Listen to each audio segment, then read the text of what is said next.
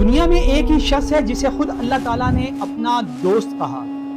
ایک ہی شخص جس کے نام کا درود السلام ہر نماز میں پڑھا جاتا ہے، اس کے بغیر نماز نہیں ہوتی. ایک ہی شخص جس کی یاد میں آج بھی کروڑوں جانوروں کو ذبح کیا جاتا ہے اور مناسک حج کے تمام فرائض اسی شخص سے منسوب ہیں، جو کہ اللہ تعالیٰ کو بے حد مقبول ہوئے اور اللہ تعالیٰ نے ہر صاحب استطاعت کے اوپر اس کو لازم کرا دیا. لیکن وہ کون تھا؟ وہ کس آگ سے گزرا، کس صحرا میں چلا، اور وہ کون سا لمحہ تھا جب حضرت جبرائیل علیہ السلام نے اپنی پوری زندگی کی سب سے تیز ترین پروازیں 2 دفعہ کی؟ ناظرین، ہمارا آج کا سفر ہے آج سے 4000 سال پہلے کا، یعنی کہ حضرت ابراہیم علیہ السلام کی زندگی کا واقعہ، جو کہ قرآن شریف میں بڑے مفصل طریقے سے موجود ہے، اور ہمیں ان کی زندگی سے کیا سبق ملتا ہے. ناظرین، آج سے تقریباً 4000 سال پہلے موجودہ عراق کی زمین پر ایک عظیم الشان شہر تھا. یہ اس وقت دنیا کا سب سے ترقی یافتہ ترین شہر سمجھا جاتا تھا. بڑے بڑے محلات، بازار، تجارت، اور سب سے اوپر ایک طاقتور بادشاہ نمرود تاریخ کا وہ ظالم ترین اور بدقسمت بادشاہ تھا جس نے کہ شرک کیا اور خدائی دعویٰ کیا. اس نے اپنی رعایا کو مجبور کیا کہ وہ چاند، سورج، ستاروں اور بتوں اور آگ کی پوجا کرے، اور کوئی بھی اس کے سامنے آواز اٹھانے والا، کھڑا ہونے والا نہیں تھا. اس نے ایک ظلم اور جبر کا بازار گرم کیا ہوا تھا اور ہر طرف بربریت قائم رکھی. ہر تاریخ کے بعد چمکتا ہوا سورج نکلتا ہے، اور اسی طریقے سے ایک بچہ پیدا ہوا جس کا نام رکھا گیا ابراہیم. ناظرین کرام، حضرت ابراہیم علیہ السلام کے والد کا نام تھا آزر. آزر کوئی عام آدمی نہیں تھا، وہ اس شہر کا سب سے مشہور بت ساز تھا. اپنے ہاتھوں سے بت بناتا اور بیچتا تھا. جن بتوں کو لوگ اپنا خدا سمجھتے تھے وہ آزر کے ہاتھ کی کاریگری تھی. یہاں پہ سوچنے کی بات یہ ہے کہ حضرت ابراہیم علیہ السلام جس گھر میں پیدا ہوئے وہی اس شہر کا سب سے بڑا بت خانہ تھا. وہاں پہ سب سے زیادہ بت بنائے جاتے تھے، وہ بت کدا تھا، اور ان کے بت بنانے والا کوئی اور نہیں، حضرت ابراہیم علیہ السلام کے والد آزر تھے. آزر کے ہاتھ کے بنائے ہوئے بت ہر جگہ پہ رکھے جاتے، محلات میں، بت قدوں میں، اور پوجا کی جگہوں میں، اور بادشاہ نمرود کے درباروں میں. یہ کتنی اذیت اور تکلیف کا ماحول تھا کہ حضرت ابراہیم علیہ السلام اسی جگہ پلے بڑے اور جوان ہوئے. لیکن ابراہیم علیہ السلام کا دل کبھی بھی مطمئن نہ ہوا. وہ ان بتوں کو دیکھتے اور سوچتے، جو خود نہ دیکھ سکتے ہیں، نہ سن سکتے ہیں، نہ ہل سکتے ہیں، وہ میرا رب کیسے ہو سکتا؟ ایک رات انہوں نے ستارہ دیکھا اور کہا، کیا یہ میرا رب ہے؟ جب ڈوب گیا تو کہا، ڈوبنے والوں سے مجھے محبت نہیں. چاند نکلا اور کہا، یہ رب ہے، وہ بھی ڈوب گیا. سورج نکلا سب سے بڑا، کہا شاید یہ، وہ بھی غروب ہو گیا. اور پھر ابراہیم علیہ السلام نے اعلان کیا، میں نے اپنا رخ اس ذات کی طرف کر لیا جس نے آسمان اور زمین بنائی، اور میں مشرکوں میں سے نہیں. اور یہ توحید کا وہ اعلیٰ اعلان تھا جو کہ ایک نوجوان نے پوری دنیا کے سامنے کھڑے ہو کر بلند و بانگ آواز میں کہا اور توحید کا اعلان کر دیا. اور ایک دن کچھ ایسا ہوا کہ قوم کا سالانہ تہوار آیا. لوگ مندروں میں کھانا چڑھا کر شہر سے باہر نکل گئے. تو ابراہیم علیہ السلام نے بیمار ہونے کا بہانہ کیا اور پیچھے رہ گئے. جب مندر بالکل خالی ہوا تو ابراہیم علیہ السلام اندر داخل ہوئے. ہر بت کے سامنے کھانا رکھا ہوا تھا نذرانے کے طور پہ. انہوں نے تنزن کہا، تم کھاتے کیوں نہیں؟ تم بولتے کیوں نہیں؟ تمہیں نظر کیوں نہیں آتا؟ پھر غصے میں انہوں نے کلہاڑی اٹھائی اور ایک کے بعد ایک کر کے سارے بت توڑ دیے. صرف ایک سب سے بڑا بت اس کو چھوڑ دیا اور کلہاڑی اس کے کندھے پر رکھ دی. ناظرین، ابراہیم علیہ السلام صرف بت ہی نہیں توڑ رہے تھے بلکہ وہ قوم کے اندر ایک ایسی سوچ بھی چھوڑ رہے تھے جو کہ ان کو سوچنے پر مجبور کر دے. नाज़रीन, कौम के तहवार से वापस आई तो हाहाकार मच गया, चीखो पुकार शुरू हो गई और इब्राहीम अलैहिस्सलाम को पकड़ा गया, मुकदमा शुरू किया गया। नमरूद के दरबार में सब लोग जमा हो गए और उन्होंने कहा कि क्या ये तूने किया है? तो हज़रत इब्राहीम अलैहिस्सलाम ने जवाब दिया कि ये सब बड़े बुत ने किया है, इससे पूछो। तो कौम ने इकट्ठे होकर कहा कि ये बुत तो बोल नहीं सकता, ये कैसे बताएगा? इब्राहीम अलैहिस्सलाम ने कहा, फिर इसे पूछते क्यों हो जो कि बोल नहीं सकता, जो अपने आप को बचा नहीं सका, अपने साथ दूसरे खुदाओं को भी नहीं बचा सका। पूरी कौम लाजवाब हो गई, लेकिन गरूर ने सर ना झुकने दिया और फैसला हुआ कि इब्राहीम अलैहिस्सलाम को जिंदा आग में जला दिया जाए। तमाम राया को इकट्ठा करके उनको हुक्म दिया गया कि वो लकड़ियाँ इकट्ठी करें और खुले मैदान के अंदर उनको जमा करना शुरू कर दें और उसमें आग लगा दें। रवायात में आता है कि 40 दिन तक आग को भड़काया गया, यहाँ तक कि परिंदे भी इस रास्ते से नहीं गुजरते थे। आग इतनी तेज थी कि पास जाकर भी कोई इब्राहीम अलैहिस्सलाम को डालने की जुर्रत नहीं कर सकता था। चुनाचा मशहूरों के मशवरों से मंजनीकें बनाई गई जो कि गुलेल की तरह की होती है। और वो लम्हा जबकि हज़रत इब्राहीम अलैहिस्सलाम को मंजनीक में डालकर फेंकने लगे तो हज़रत जिब्राईल अलैहिस्सलाम आए और फरमाया, ऐ इब्राहीम, क्या तुम्हें मुझसे कोई हाजत है? इब्राहीम अलैहिस्सलाम ने कहा कि तुमसे नहीं, अल्लाह मुझे जानता है और वही मेरे लिए काफ़ी है। नाज़रीन, ये तवक्कुल की वो आला तरीन मिसाल थी कि जब जिब्राईल अलैहिस्सलाम अल्लाह ताला के फरिश्तों के सरदार हज़रत इब्राहीम अलैहिस्सलाम से पूछ रहे थे कि क्या मैं आपकी कोई मदद कर सकता हूँ, तो हज़रत इब्राहीम अलैहिस्सलाम ने फरमाया कि मेरे लिए तो अल्लाह ही काफ़ी। और अल्लाह का हुक्म नाज़िल हुआ, ए आग ठंडी हो जा और इब्राहीम पर सलामती बन जा। रिवायात में आता है कि आग जलती रही, उसकी तपश बरकरार रही, लेकिन इब्राहीम अलैहिस्सलाम को छू ना सकी। सिर्फ वो रस्सियाँ जली जिनसे उनको बांधा गया था। वो आग के दरमियान आज़ाद बैठे थे जैसे फूलों के बीच में। नमरूद ने दूर से अपने मीनारे से खड़े होकर देखा और वो काम कर रह गया। और जब आग का बार ख़त्म हुआ और आग बुझ गई तो लोगों ने क्या देखा कि हज़रत इब्राहीम अलैहिस्सलाम सजदे में अल्लाह ताला का शुक्र बजा ला रहे और वो ताइब हुए और कलमाए हक के साथ हो गए।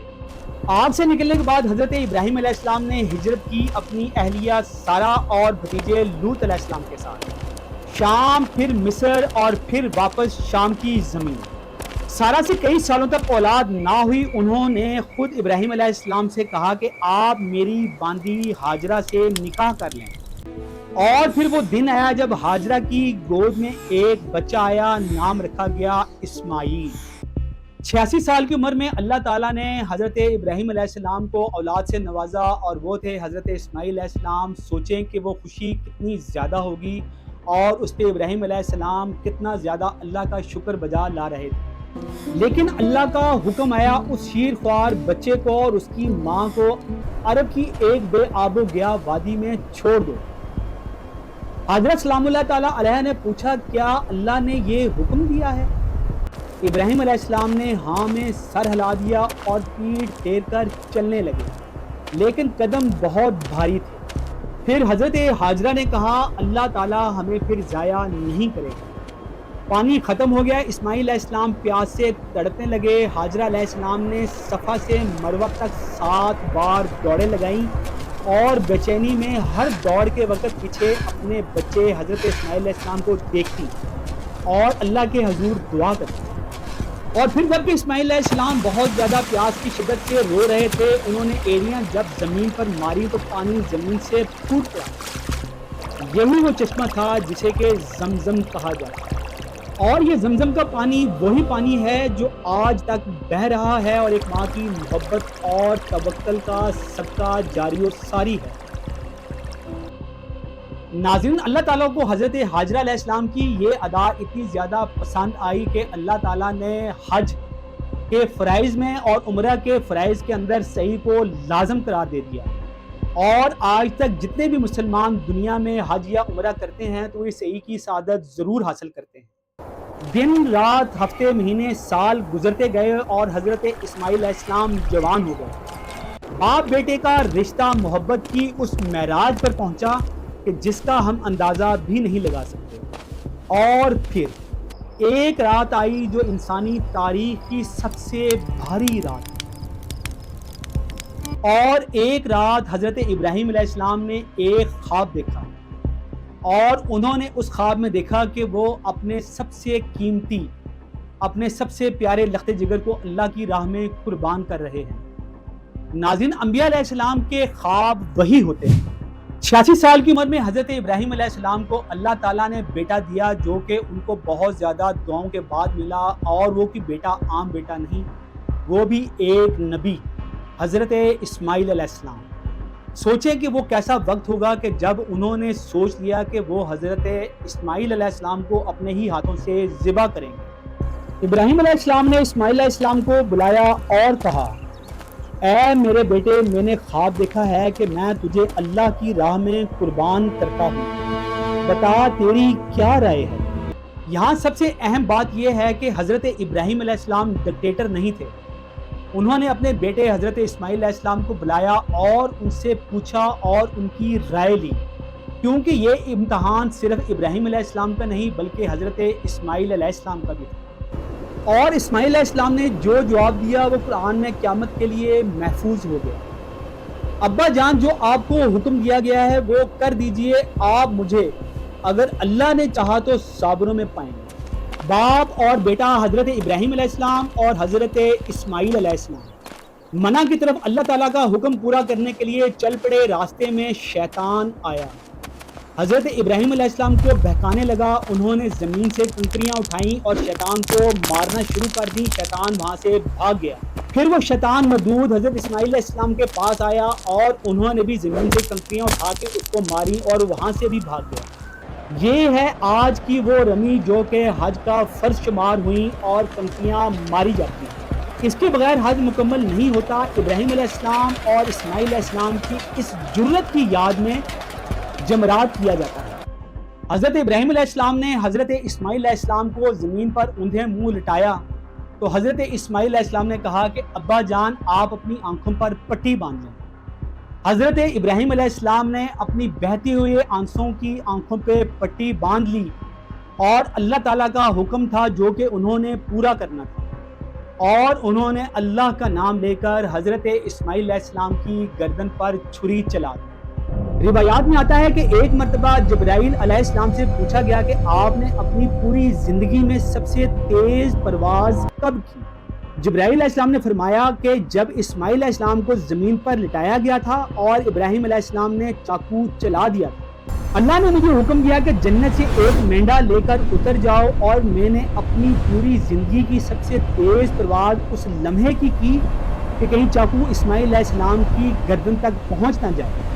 حضرت جبرائیل علیہ السلام ہزاروں مرتبہ وحی لے کر اللہ تعالیٰ کے پیارے دوست خلیل اللہ حضرت ابراہیم علیہ السلام کے پاس تشریف لائے، لیکن ان کی سب سے تیز پرواز اس وقت کی تھی جب کہ آپ کا امتحان اللہ کے نزدیک پورا ہو چکا تھا اور حضرت اسماعیل علیہ السلام کو بچانا تھا۔ حضرت ابراہیم علیہ السلام نے چاقو چلایا لیکن کاٹا نہیں۔ آسمان سے آواز آئی، اے ابراہیم، تو نے خواب سچ کر دکھایا، یہ ایک کھلی آزمائش تھی اور تو کامیاب ہوا۔ اللہ نے جنت سے مینڈا بھیجا جو اسماعیل علیہ السلام کی جگہ قربان ہوا۔ اس آزمائش کے بعد اللہ تعالیٰ نے ابراہیم علیہ السلام اور اسماعیل علیہ السلام کو حکم دیا، اس وادی میں میرا گھر تعمیر کرو۔ باپ اور بیٹا مل کر اٹھے، پتھر پر پتھر رکھتے گئے اور دعا کرتے گئے، اے ہمارے رب، ہم سے قبول فرما، تو سننے والا اور جاننے والا ہے۔ جب خانہ کعبہ مکمل ہوا، اللہ نے حکم دیا لوگوں میں حج کا اعلان کر دو۔ ابراہیم علیہ السلام نے پوچھا، میری آواز کہاں تک پہنچے گی؟ اللہ تعالیٰ نے فرمایا، تم بس پکارو، پہنچانا ہمارا کام ہے۔ حضرت ابراہیم علیہ السلام نے پکارا اور وہ آواز آج تک گونج رہی ہے۔ ہر حاجی جو لبیک اللہم لبیک لبیک لا شریک لک لبیک ان الحمد والنعمت لک والملک لا شریک لک کہتا ہے، وہ ابراہیم علیہ السلام کی اس پکار کا جواب دے رہا ہے۔